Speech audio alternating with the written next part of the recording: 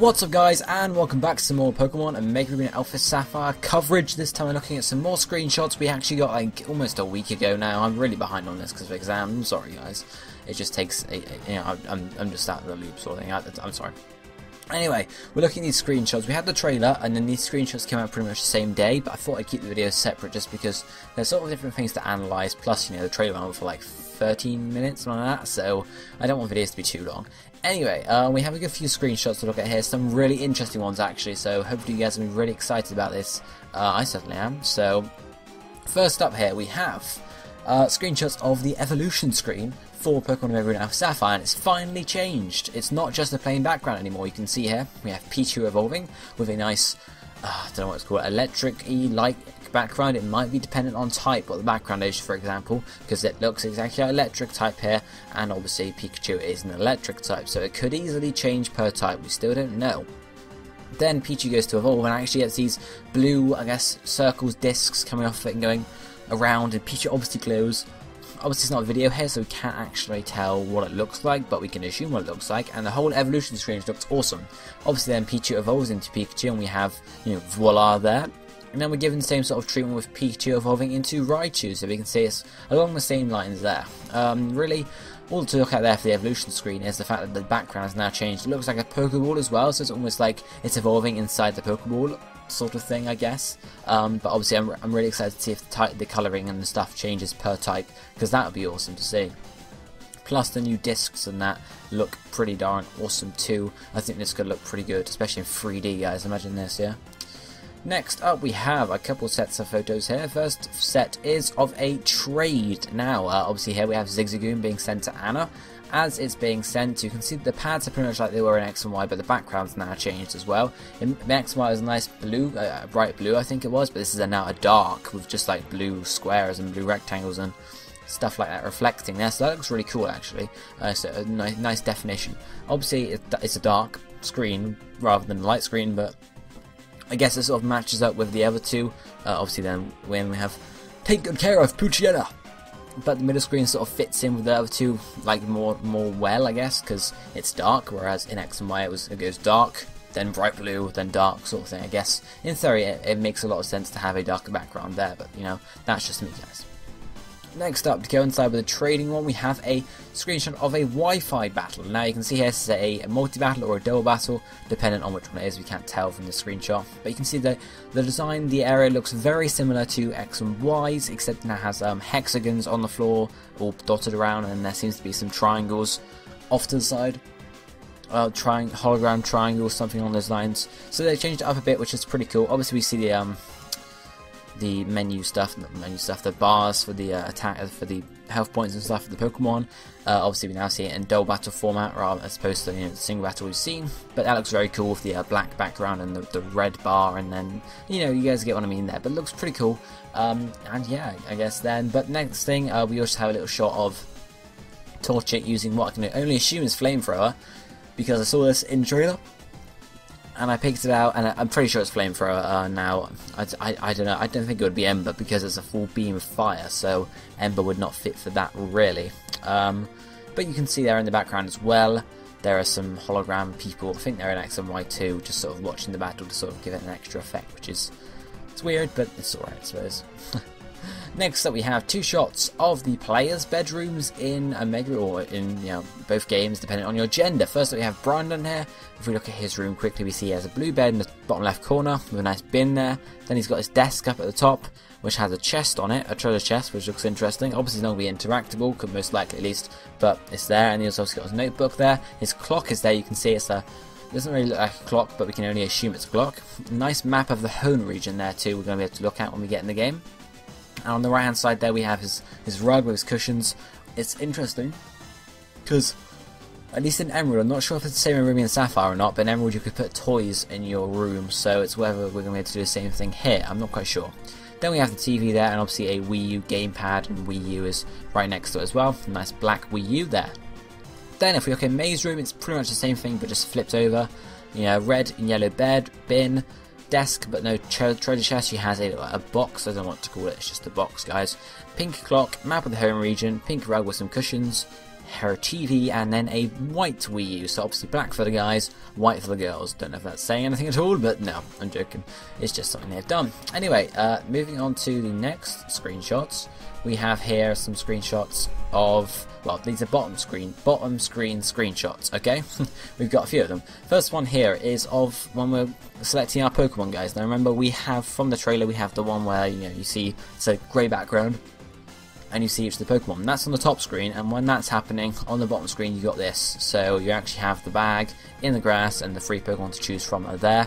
So I like they still kept that in there. Yeah, when I first saw the selection screen, I was a bit worried that there wasn't going to be so integrated there, but obviously it is still, which is nice. You know, I wasn't doubting it was, but it just seemed a bit weird to me that it wasn't showing the balls from the bag like in the original games. But then again, we have 2 screens now anyway.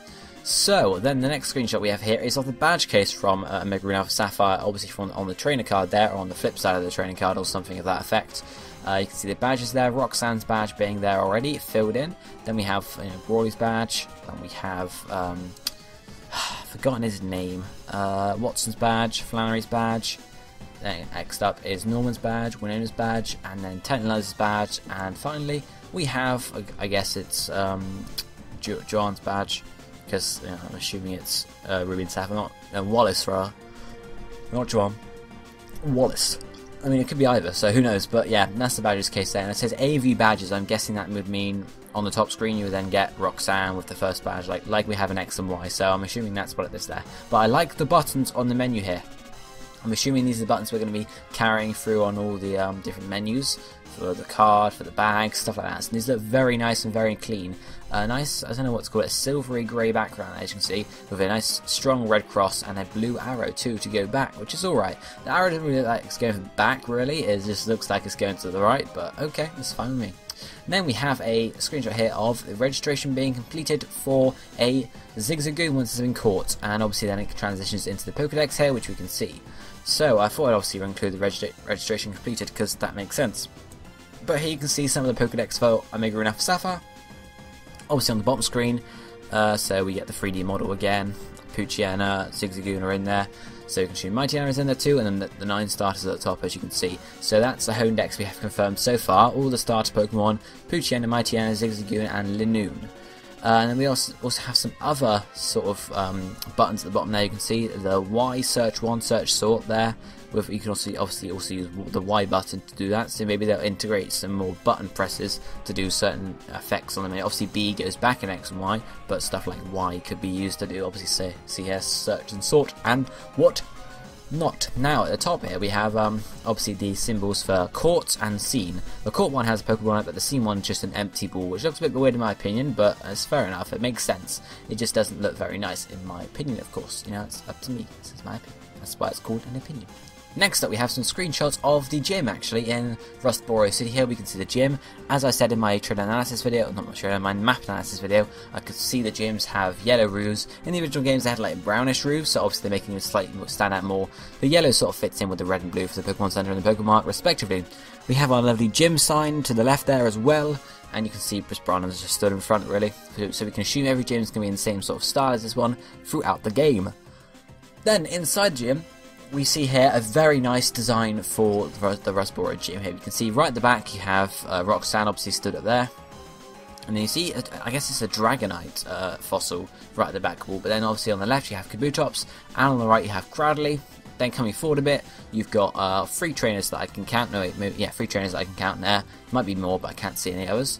And then you got pretty much a museum at the front here, so that could be used in the storyline to talk about Megastones at some point. You know, after you beat Roxanne, she might talk to you about Megastones down here, or maybe give you one, or maybe show you a stone that you want to get checked out, something along those lines. But I think we're going to get some really awesome 3D shots, so maybe camera angle changes of that Cradley and that Kabutops statue as we sort of walk over there. Is that Cradley or is it Lilip? It could be either. I'm really not sure what the difference is between them. But yeah, we got some nice shots there. I'm disappointed it's not Armaldo up there. Kind of sucks, but oh well. But that's the gym. You can see there our generic gym guys having fun as well, just sort of stood around, obviously going to be offering you tips on how to get the gym even though no one cares. Then we have 2, I guess, intro battle shots. First one from youngster Alan here, and the second one from Lastiana, getting some more I guess, character shots here. You can see youngster Alan's wearing a t-shirt with a Sableye on it. I can't tell if it's Mega Sableye or not. I'm guessing it's not, because I can't see any huge gem now. I think I'll be able to see it, so... Yeah, and last Tiana hasn't got anything on... Wait, I mean, she hasn't got anything on her shirt. Yes, she hasn't got anything worth picking out, but she does have her hair in 2 pigtails, it looks like. So again, just sort of switching around the trainer designs for battle, which is pretty cool. And you can see there, again, on the text bit with the raised size at the edges, again, that's going to be carrying through for all of the text boxes it would seem. Then we have another shot here. This is right at the start of the game, just after you jump out of the van actually, and into Little Root Town. You can see, you know, obviously, not the whole thing is bright, I guess, and that's because the rest of it is you're inside the camera inside the van. You've obviously just jumped out and you're looking around, sort of thing.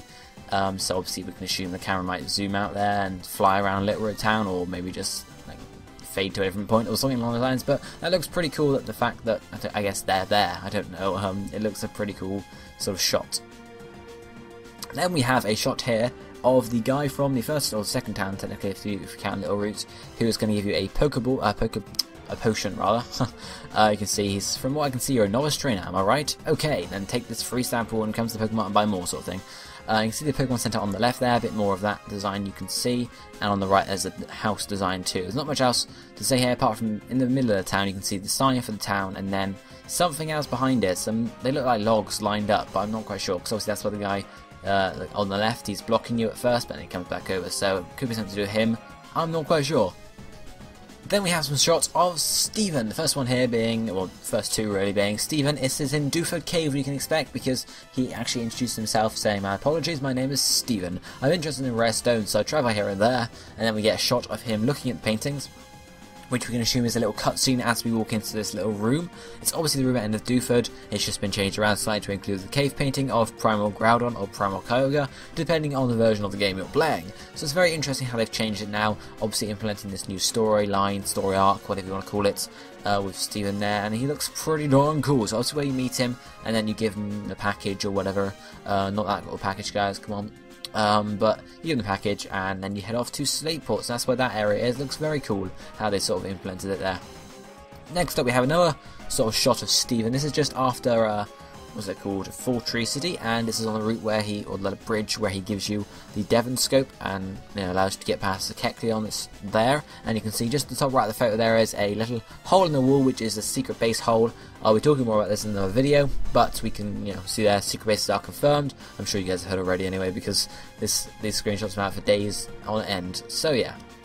Then last up we have a series of 6 screenshots here. They're all very similar though. These are at the top of Mount Chimney. Obviously depending on the game you're playing, we have Team Magma, Omega Ruby on the left, Alpha Sapphire on the right.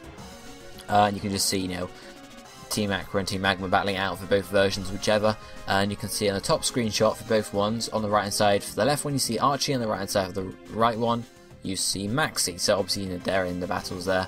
But apart from that, yes, obviously they are appearing in their other games like they did in original Ruby and Sapphire, so that's expected, but at least they are. It's confirmed they're back. And we can see some nice lava pools down in Mount Chimney now. Obviously there was lava there in the original games, but now we have confirmed lava pools. I love confirmed lava pools, guys. They're awesome. So guys, that's pretty much it for this analysis video, this screenshot look at video, because that's all the screenshots covered, really, all the interesting ones at least. There were a few like catching a Zigzagoon, but we've seen it before. It's pretty much the same as X and Y, so there's no point looking at it. So guys, tell me what you think of these screenshots down in the comment section below. What do you think about the secret bases stuff? What do you think about sort of Brandon's room stuff? What do you think about the Pokedex? Do you like how the Pokedex looks? It does look pretty snazzy, and the evolution screen. Definitely let me know about that, guys. If you haven't already, also leave a like if you could, and I guess I'll be seeing you next time, guys. Thanks for watching. Goodbye, my friends.